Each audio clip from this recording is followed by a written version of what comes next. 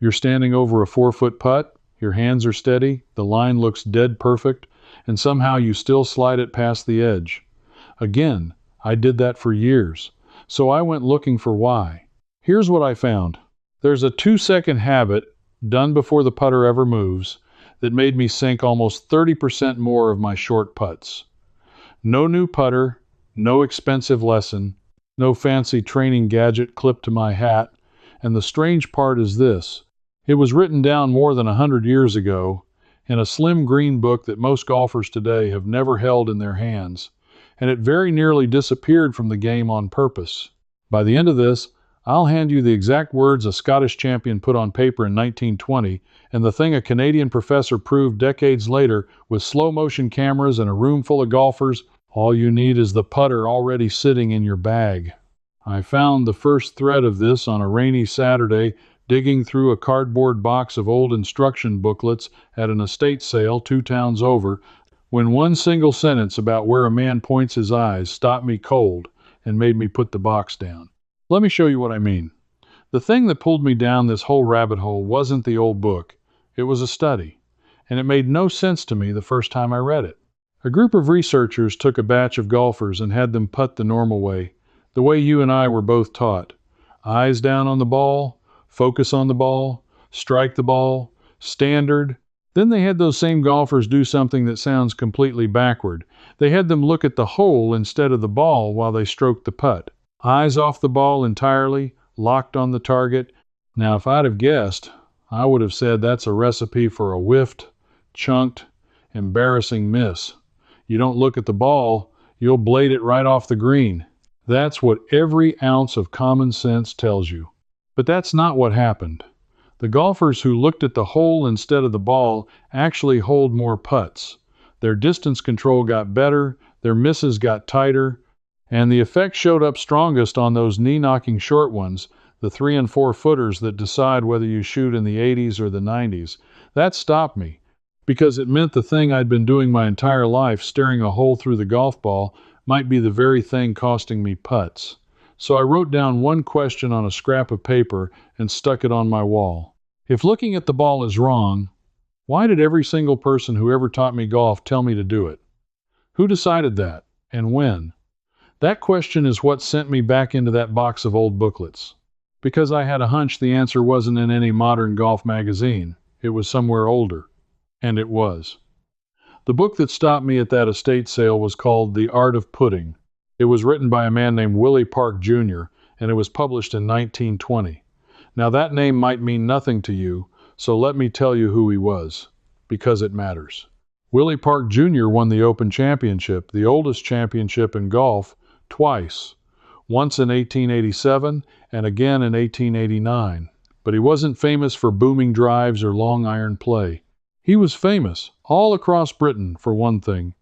The man could putt like the ball had eyes. He had a saying that got repeated for generations. A man who can putt is a match for anyone. He built putters by hand. He studied the stroke like a scientist before anybody was calling it science. And in that little book from 1920, he wrote down exactly how he did it, in plain language, for the ordinary golfer. I sat at my kitchen table and read the whole thing in one evening, and most of it was what you'd expect. Keep your body still, let the arms swing. But then I hit the part about the eyes and the head, and I read it 3 times to make sure I understood it. Park was obsessed with one idea above all others, keeping the head and the eyes perfectly still through the stroke, not stillish, not mostly still, frozen. He believed the single biggest destroyer of a putt was the golfer's eyes and head moving even a hair before the ball was struck, peeking, chasing the ball toward the hole, lifting up to see the result too early.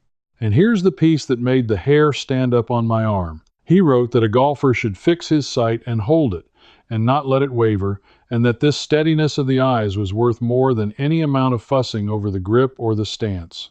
More than 100 years ago, a 2-time champion was telling every reader that the secret to putting lived in the eyes and in holding them still for a beat. Not in the equipment, not in the arms, in something free that costs nothing, that you carry with you onto every green. So why had I never once been taught that? Why did I get 1,000 tips about my grip and my shoulders and the newest mallet putter with the alignment lines, and not one word about doing what a champion said was the whole game? That was the second thread. And pulling it is where this stopped being a golf story and started being something that made me a little angry. But before I get to who buried this, I need to show you the proof. Because a 100-year-old book is a nice story. It isn't evidence. I'm a skeptic by nature. Old advice can be wrong. Plenty of it is. I needed to know if a lab with instruments ever tested what Willie Park Jr. swore by, and one did. Her name is Dr. Joan Vickers, and she was a professor at the University of Calgary up in Canada. Starting back in the 1980s and into the 1990s, she did something nobody had really done before. She strapped eye-tracking equipment onto athletes, cameras that could follow, frame by frame, exactly where a person's eyes were pointed and for how long, right down to fractions of a second. She looked at basketball free throw shooters. She looked at marksmen. And she looked hard at golfers on the putting green. What she found, she gave a name to. She called it the quiet eye. Here's what it means. In plain talk. Right before a skilled athlete makes a precise move, their eyes go still and lock onto one single target for a stretch of time. They don't dart around. They don't flick back and forth. They find the spot and they hold it, quiet and steady, for a beat before and during the movement. That final steady gaze, she found, was the quiet eye. And when she measured golfers, the results were night and day. The best putters, the ones who hold the most, held that quiet, still gaze noticeably longer than the poor putters did. The experts locked their eyes onto their target and kept them frozen there for something in the range of 2 to 3 full seconds. The strugglers, their eyes were jumpy, short. They'd glance at the ball, flick to the hole, flick back, and cut the whole thing off early because they were in a hurry to see if it went in.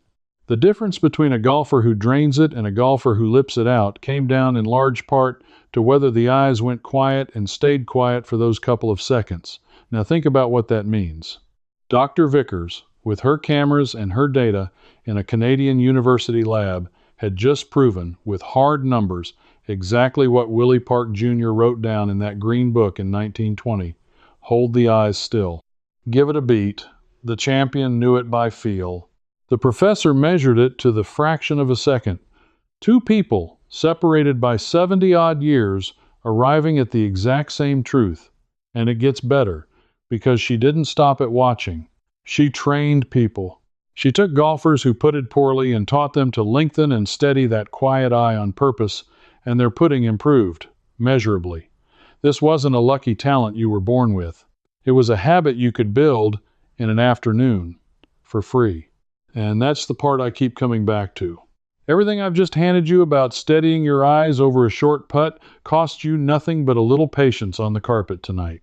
But putting is only one place where the old feel beats the new gadget, and a video only holds so much. That's why I sat down and wrote 3 books of my own, built on the same kind of feel-based fundamentals the great ball strikers used before launch monitors existed. One walks you through ending the fat shot and the thin shot, so your irons and wedges start finding the ball first, and your putting stroke stops being the only reliable thing in your bag. One shows you how a golfer past 50 rebuilds real yards off the tee without a new driver and without a gym. And one kills the slice that leaks your drives right, with a setup feel from before 1950. All of it done tonight, indoors, with the clubs already sitting in your bag.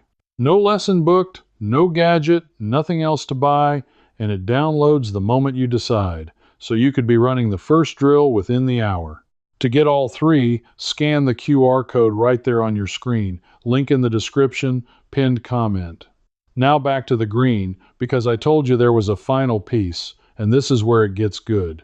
So now I had 2 pieces that fit together perfectly. An old master and a modern scientist, both pointing at the same simple 2-second habit, which left me staring at that scrap of paper on my wall with the same question, only louder now. If this is real, proven, free, and known for over 100 years, then how on earth did it get lost? How did I, a grown man who's played this game half my life, never hear a whisper of it? Somebody, somewhere, had a reason to point us all in a different direction, and once I saw who it was, I couldn't unsee it. Let me tell you what I figured out. Think about what the quiet eye costs. Nothing. Think about what Willie Park's advice costs. Nothing. You already own the eyes. You already own the putter. There is not one single thing to buy, subscribe to, or replace. Now think about what the golf business sells you instead. Walk into any pro shop or open any golf website and count the ways they promise to fix your putting. There's the new putter with the fat mallet head and the fancy alignment lines, $200, $300, $400, sometimes more. There's the laser gadget that clips on and shines a red dot down your line. There's the mirror you set on the ground to check your eyes. There's the weighted training bar, the arc trainer, the app, the lesson package, the special glasses. Every one of those things makes money for somebody. And every one of those things sends the same quiet message. Your pudding is broken because you're missing a product. Buy the product, fix the pudding. But the champion and the professor both said, the fix isn't a product at all. It's where you point your eyes and how long you hold them. You can't put a price tag on that. You can't stack it on a shelf. You can't sell a man something he was born already owning. That's the thing that got buried. Not because anyone burned the books, but because a free 2-second habit doesn't have a marketing budget and a $400 putter does. Over the years, the simple, free truth just got shouted down, drowned out by shinier, costlier answers. It didn't vanish because it stopped working. It vanished because nobody could profit from you knowing it. And that little green book from 1920? It quietly went out of print for long stretches, the kind of thing you only stumble on in a dusty box at an estate sale if you're lucky, while the game marched on selling grips and gadgets and glossy lessons. I sat with that for a while. Because I've spent real money over the years chasing putts I could have holed for free. And I'll bet you have too. But here's where I want to stop you, because I know exactly what you might be thinking right now. Maybe you're thinking, this sounds like a lot. Maybe you're thinking you'd have to go join a fancy program, or book a session with some coach and his cameras, or drive out to a green somewhere with special equipment to learn any of this. Maybe you're thinking it's too late, or too complicated, or just not for a regular person who plays a few rounds with friends.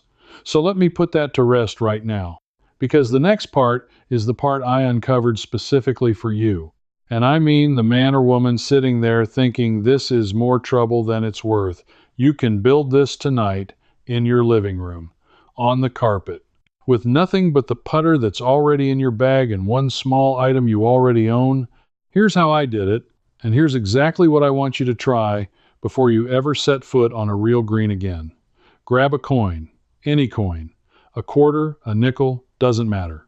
Set it down on your carpet or a flat stretch of floor. That coin is your target. Now take your putter and a ball, or even a spare coin as the ball if you don't want to chase it, and set up about 3 feet away, the length of one of those short putts that eat us all alive. Now here's the habit. Before you start your stroke, you're going to do what Willie Park wrote and what Dr. Vickers measured. You get your setup done, and then you send your eyes to your target and you hold them there. Steady, quiet. And you count it out in your head. 1001, 1002. That's your 2 seconds. Eyes locked, not wandering, not peeking, not rushing. Then, keeping that quiet gaze steady, you make your stroke. And here's the hard part, the part your whole body will fight you on. You do not let your eyes jump up to watch the ball go. You keep your head down and your eyes still until well after the putter is struck. You listen for it instead of looking for it. Let your ears tell you if it dropped, not your eyes. That's it. That's the whole thing. No purchase, no app, no lesson. When I first tried this on my own living room floor, I felt ridiculous. It felt slow. It felt unnatural to just hold my eyes still and count when every instinct screamed to peak. My head wanted to pop up on every single stroke to chase the result. That's the habit of a lifetime fighting back. But after about 20 minutes on the carpet, something clicked. The stroke got smoother, quieter. My hands stopped their little flinch at impact because I wasn't yanking my head up and dragging the putter offline with it. The whole motion just settled. And when I took it to a real green that weekend, the short putts started falling. Not sometimes. Consistently. The 3 and 4 footers that used to make my stomach clench started dropping in the center of the cup with a sound I hadn't heard nearly enough of. So if you take nothing else from all of this, take that. Coin on the carpet. Eyes on target. Count to 2. Hold your gaze past the strike. You can do it tonight, in your socks, for free. And it will change your short putting faster than anything you could buy. But there's a final piece. The piece that took me the longest to find, and the one that turns this from a nice tip into the real secret. Because knowing to hold your eyes still is one thing. Knowing exactly where to hold them and exactly when is the part almost everybody gets wrong.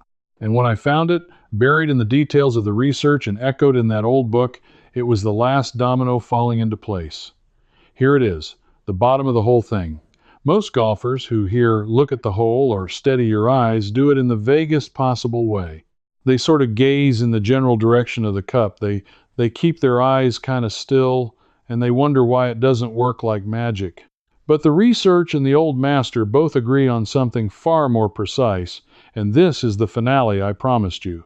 The quiet eye isn't a soft general look at a big target.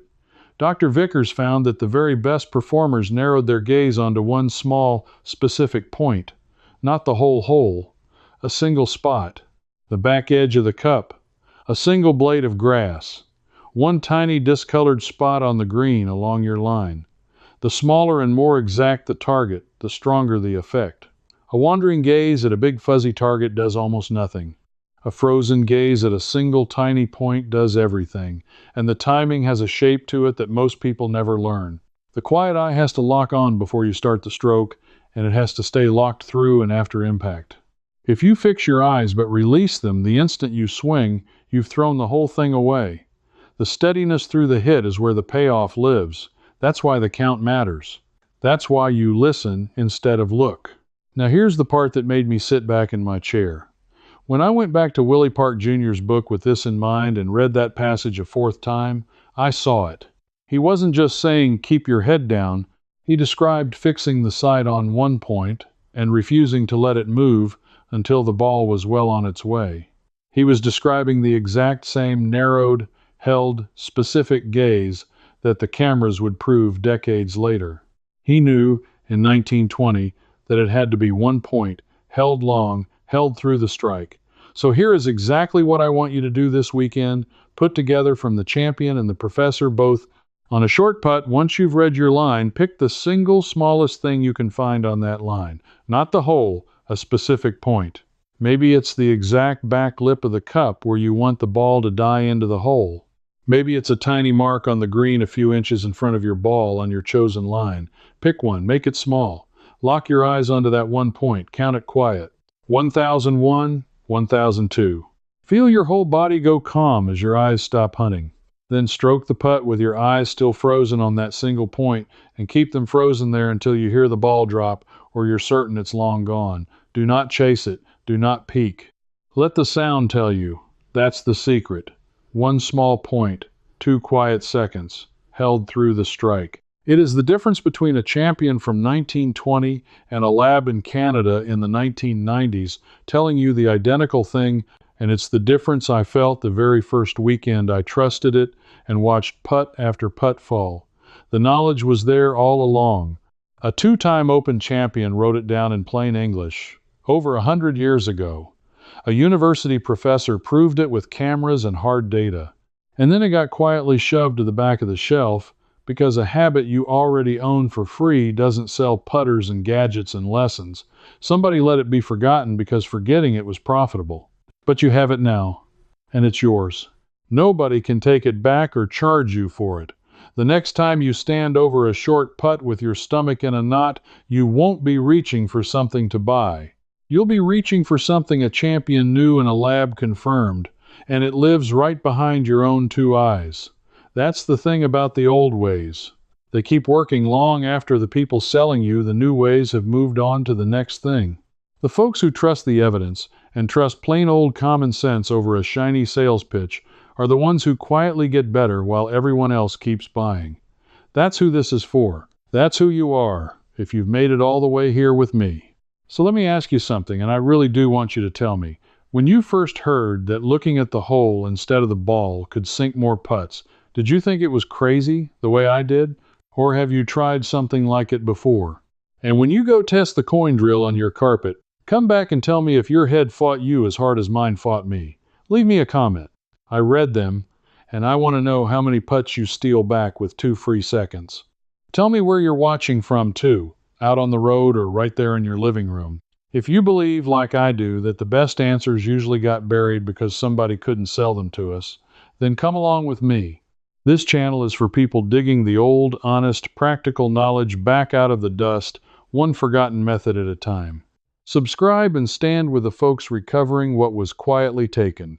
Because the next thread I'm pulling on is a 1930s instruction that claims you can fix a slice that's plagued you for years by changing one thing about your feet before you ever touch the club, and once you see who profited from you never learning it, you're going to be as fired up as I was. I'll see you there. Before you go, let me tell you where this goes next. Inside the Old Ways Almanac, I walk you through Willie Park's full eye and head putting method, step by step, right where this video left off. If something puzzles you, ask me directly, and a real person, me, answers you myself. You won't be alone. Old Ways folks like you are already inside. Just point your phone's camera at the code on screen. Cancel anytime, no risk. Now that your putting is falling in, let's help you hit the ball much farther off the tee. This next one shows you a simple 2-second move that adds real distance to your drives. It's starting right now.